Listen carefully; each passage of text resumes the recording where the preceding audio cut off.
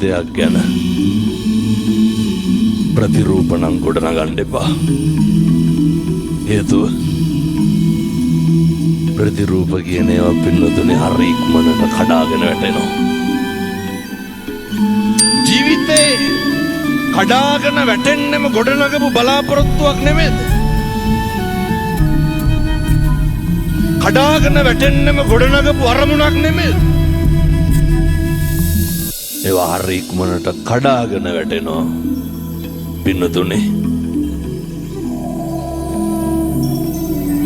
ඉස්සෙක් කෙනෙකුට කටක් කරලා හිතක් රිදෙන්න හෙට ඉඳන් වචනයක් කියන්නේ ඕන කෙනෙක් බනි, ඕන කෙනෙක් වෛර කරයි, ඕන කෙනෙක් දෙස් දෙවල් තියයි, ඕන කෙනෙක් පලිගහයි, හෙන ඉල්ලයි. කොලිටි එකක් තියෙන මිනිස්සෙක් ගාව මොනවාද තියෙන්න ඕනේ?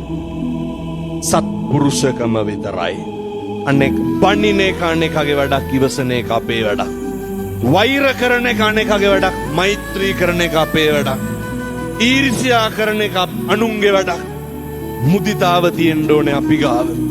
ක්‍රෝධ කරන එක අනුන්ගේ වැඩක්, කරුණාව දක්වන එක අපේ වැඩක්. මෙහෙම ගියොත් තමයි නිවන් දකින්න පුළුවන්.